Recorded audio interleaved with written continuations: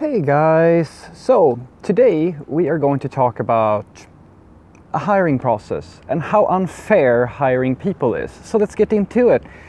You see, yesterday, not the other day, well, it was the other day technically, but yesterday I was part of an interview where basically we have some new people who have been applying to our company. The company's growing, everything's awesome. And we had two candidates that we were supposed to interview, and as a part of the engineering team I was asked to attend these meetings and just kind of talk to these candidates. And so we had two very different people, and basically all we were told was that they had already passed the technical examination. So our CTO and our CEO, like all the people, like this big stakeholders, the founders and so forth, they have already talked to these people and they seem to have quote unquote the technical skills that are required. There were a few uncertainties here and there, but the purpose of this meeting was just to figure out if they were a good culture fit. And so the first guy we talked to he was a very lovely man. Like, he was extremely charming, a lot of energy. We asked him a bunch of questions about his passions and like what he was interested in, what does he look forward to in IT and stuff of that nature. He was talking about his previous job experiences and different ways he thought about how to solve different problems. We kind of had a very nice conversation, and where we could ask some questions and he asked questions in turn. It was just a very lovely experience overall. And you could really see the fire and the passion in him, right? So after we had talked to him and said our goodbyes and so forth, we immediately afterwards got to talk to the next candidate. Now this was, to put it bluntly, this was a person that had so little enthusiasm that I am pretty sure that I could have pulled out a gun, put it to his face, and he wouldn't have cared. He was the absolute opposite of this first candidate, right? He had almost no fire, no passion. He almost didn't speak. We got a lot of good information out of him, and I'll talk about this in just a moment. And basically he was the complete opposite. Now you may suspect that this had a bit of an impact. Now I was of course I was reflecting on this a little bit as well just the other afterwards, where it kind of became a situation where you of course compare the first candidate to the second candidate, and you shouldn't be doing that. You should look at them in isolation, but that's kind of how it went. And so we got to talking to this candidate, and because I was determined, and one of my coworkers who were conducting the interview was determined to actually figure out more, because the problem when you're in a job interview is that some people get really nervous, and it's very hard you can't really just judge somebody based on the amount of energy they put out. So we got to talking, and he explained that at his previous job he had found that he was in this team where they were switching people all the time, and he was the only person who was actually the person basically who had to own the project as a whole, and most of the time he just had to train new recruits, right? So what he had realized was that he could use the tags. This was a Python project, and he had realized that he could use a tag system in order to speed up the adoption rate, or the learning, lower the learning curve for new hires, because he was getting he got new coworkers on, he said, I think almost a weekly basis. That was that frequent that they were changing, and he said it was almost impossible to get anything done because I had to retrain everybody. So I realized that, well, if I create this little framework around most of what they are going to be doing, and then I do this, like the heavy lifting, and they can do that part, that means they can get up to speed very quickly.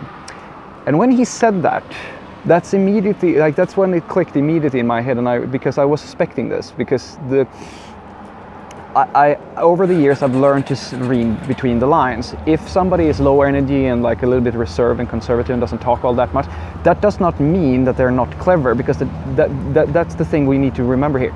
Skill has nothing to do with personality. And that's a mental mistake a lot of people make. A lot of people will make the mental mistake to think that just because somebody is charming or engaged or enthusiastic like myself, you mistake that energy for and positive feel for skill. They have nothing to do with each other. Some of the most conservative, boring people you've ever met are geniuses, and it's true for and you know, it's true for both personality types. But said and done, after all of this, we had a team meet and we talked about these two candidates. And when we started talking, our boss asked us, all right, first guy, how do we feel about him? Everybody, as in one breath, said, hire him. Amazing, awesome energy, seemed to be like skilled and so forth.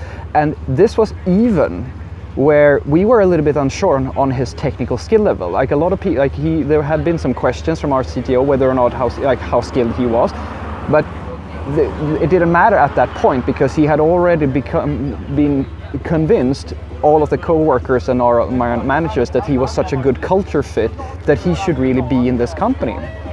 Then we got to the second guy, and that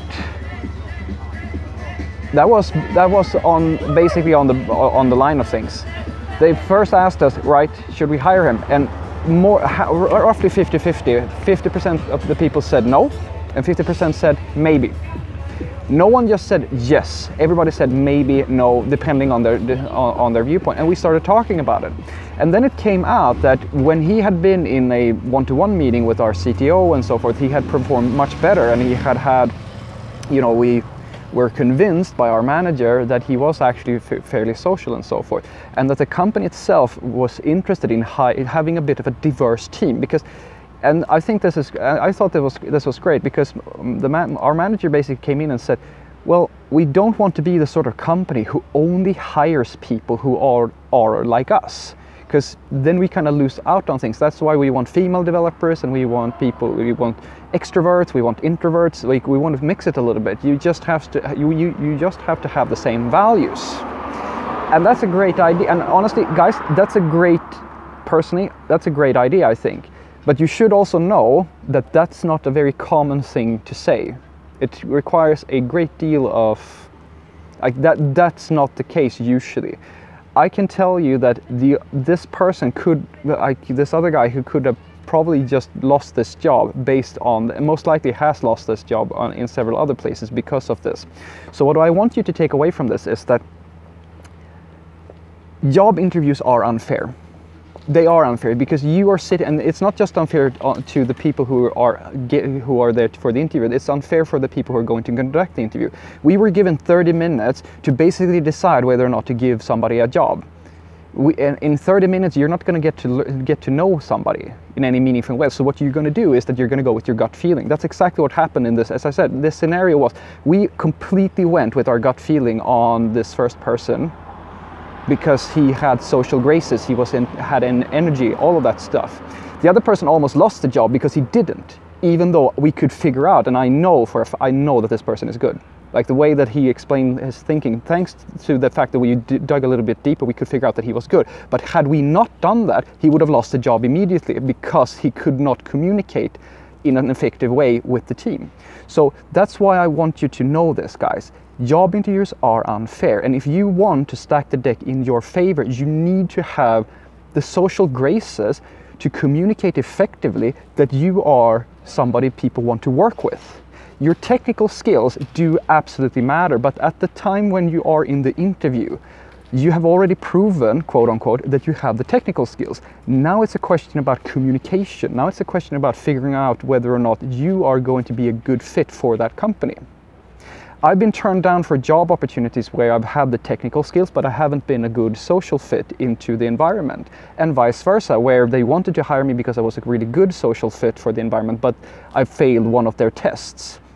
So you have to consider both. They're equally important, and it's very unfair. I'm sorry. So hopefully this is something that is going to spur you to get a little bit out of your shell and learn how to talk to people in an effective manner. Have a great day.